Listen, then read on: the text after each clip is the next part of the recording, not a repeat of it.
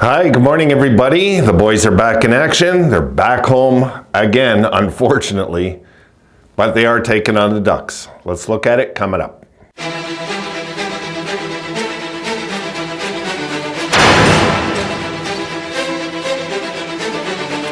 I guess you agree when I say unfortunately. I'm not crazy about this home team that we have again this year. Sabres are over 500 on the road. It's to be noted. I guess I should have said that in the last video. They're 12-11 on the road now. But to finish as good as last year, we got to go something like, 13-2 or something. Forget it. It's not happening. But hey, if they finish over 500 on the road, I think they will this year. I really do. They got to get going at home. This is what's killing our season again. The truth is, this team at home, if they were 17-10 instead of 12-15, we'd be right in it, guys. We'd be in a playoff spot. If we were 17-10 at home, that's it. It's not asking a lot. It's really not. Okay, so the Sabres, their last 10 are 5-5-0. Might as well just ink that the rest of the year.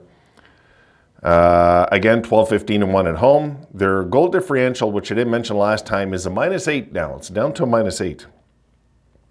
Anaheim. We'll start with this. Their goal differential, why we should beat this team, no problem, is a -51. You heard me right. The third worst in the entire league.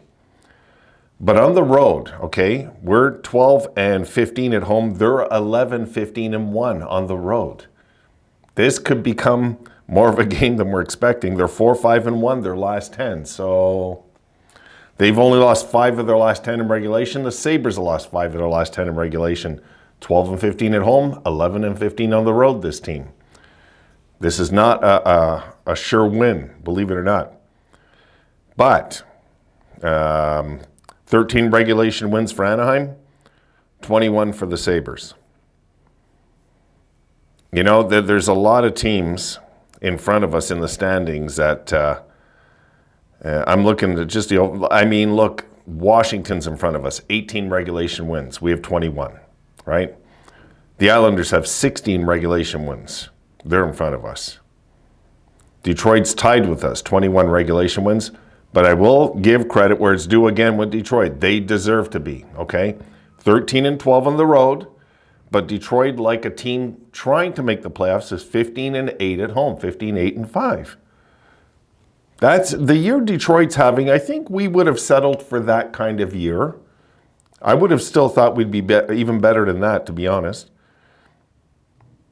Another team we're trying to catch, Philadelphia, 21 regulation wins, just like us.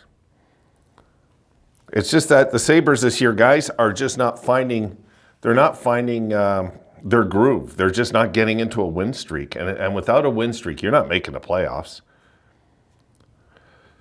Okay, let's just check the news. I want to check this quickly and just see if there's anything there. I don't think there is. No, there's not. And yeah, it's just giving all the info out here. So, hey, look, so if the Sabres get this game, we'll be a game under 500 and then heading into Montreal. And if we get that game, then we're at home. Then we're in Columbus. No, we're not at home. We're in Columbus. Well, we prefer to be on the road again this year, don't we? You know something's wrong with your team, folks, when you prefer to be on the road than on your home ice. There's something wrong with your team. There's something wrong with your dressing room. So we'll see if they can somehow land any kind of winning streak this year. Just even if they got our hopes up for a few weeks, will be nice to take the. Because I'm reading the notes out there of Sabres fans, and they've all given up.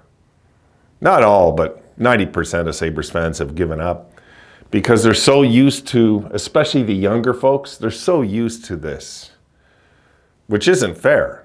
It's just not fair. I mean, you know, us older folks got to experience great times, right? So I'd like to see this generation of Sabres fans get something resembling normal. You know, before the tank years, the Sabres had not had back-to-back losing seasons in 43 years. Think about that. Our original 2 seasons, our inaugural season and our second season into the NHL were our back-to-back losing seasons, and that was it, folks.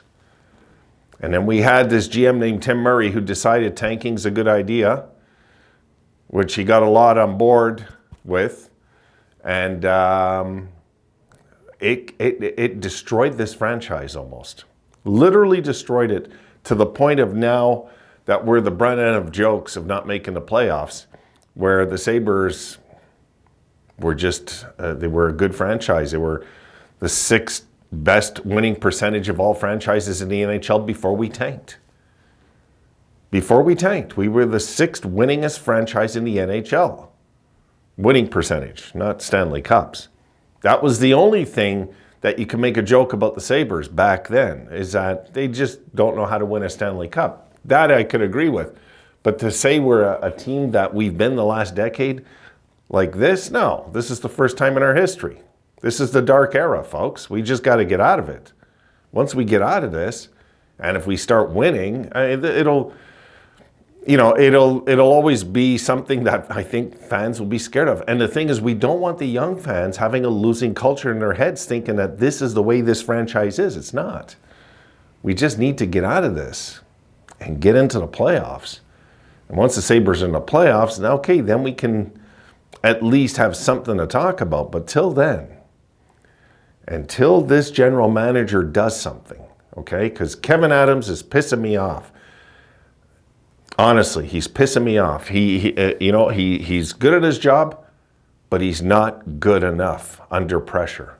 Because let's face it, the franchise right now, this very minute, is under pressure.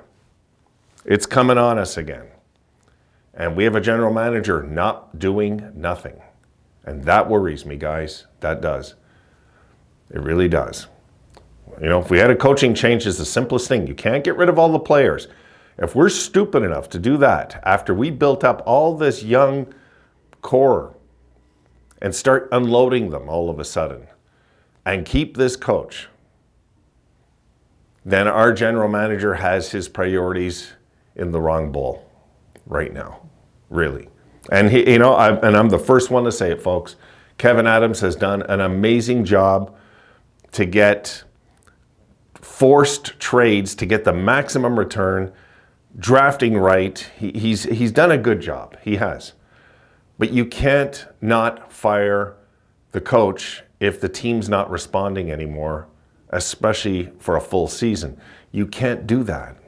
You can't do that in professional sports just because he's your friend. You can't do that. No.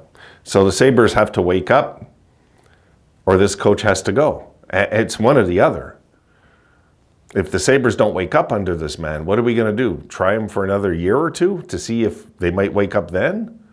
You guys know how that ends. It always ends the same. The only thing that's changing with this, people say, well, there's nothing changing with the Sabres. There is this year. Their age. That's it. That's what's changing this year. Their age. These guys are getting older and things are staying the same.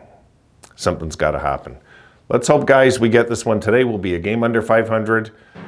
Lord knows I want to see this team get to 500 ASAP so we at least have a season still.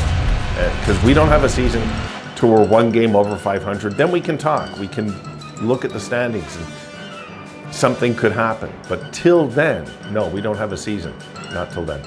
See you in the postgame, guys. Come on, boys. Take this one. Just take it from this Anaheim Ducks team that is not as good as us, not even close. See you tonight.